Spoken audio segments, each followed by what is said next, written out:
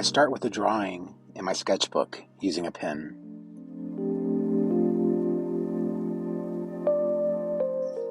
I keep the drawing small and rough. I do that so I can make it bigger when I bring it over onto my iPad. Now I have some nice big textured line that I can push around with the smudge tool. I'm drawing from a reference, but I'm looking for ways to make it different than what I see. For instance, I'm making her eyes a little bit bigger than what it looks like in the photo. I've decided that I'm not going to add color to this, so I'm just going to keep it black and white. It's just going to be a drawing, and that kind of takes the pressure off.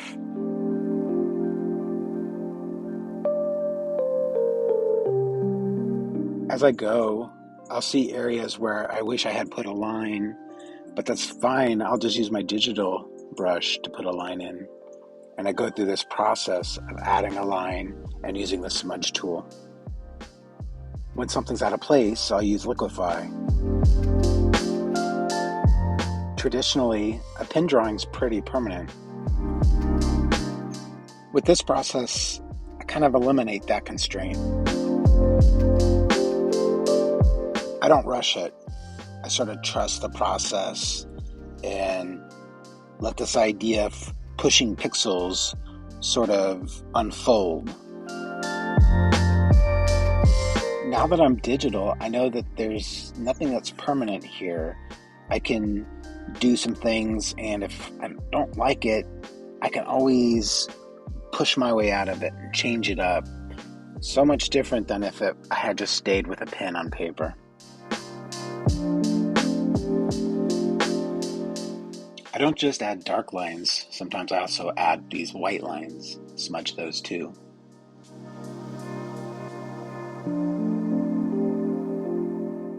This process of adding a line and smudging it, it's not that different than a traditional pen drawing where they go back and forth between doing pen lines and pencil lines, and they smudge the pencil to kind of add more of a softer shade. This is kind of like that too.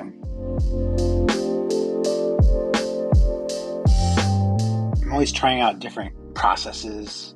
I like this one where I start with a pen and then I bring it in and I smudge it around. I feel like I have the most chance for success with this one. Maybe that's coincidental, but I tend to like the way the art turns out.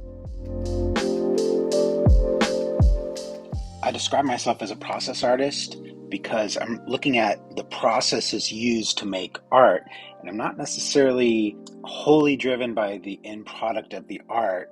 It's really kind of a measure for how successful the process was. So to me, that makes sense to call it process art.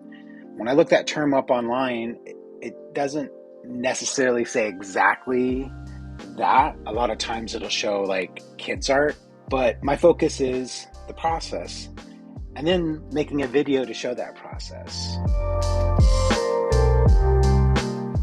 So I've decided I'm not going to add color. It takes the pressure off. But also I'm comfortable making a decision like that right now because a benefit with digital art, and really I guess traditional art falls into this category sometimes as well. That decision to not add color right now does not have to be a permanent decision for all of time.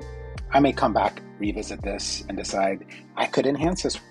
In fact, I could even try it out, and if it doesn't work, I just revert back to it being black and white and chalk it up as a learning experience.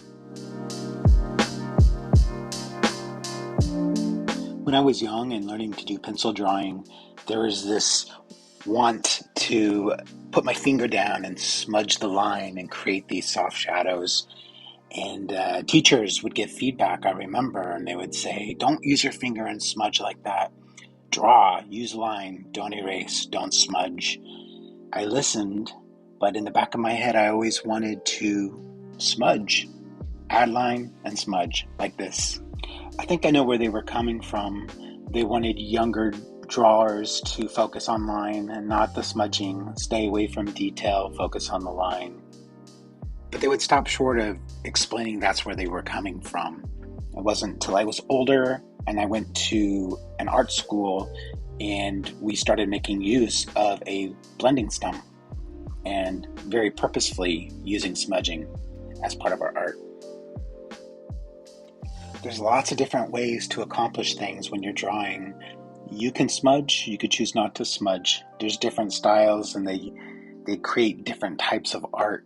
And I think that you should use what you're most comfortable with. You should consider the process that you're using, and then look at the art that you create when you're done and ask yourself, was this a success or was this a failure? And if you like it, it was a success. So you should keep doing it.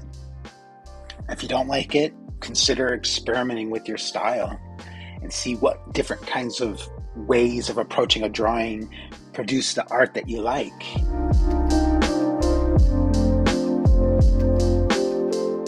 The end result doesn't have to be perfect. You just have to like it, even a little bit. And that means that your process is good. Keep doing it. Maybe tweak it a little bit.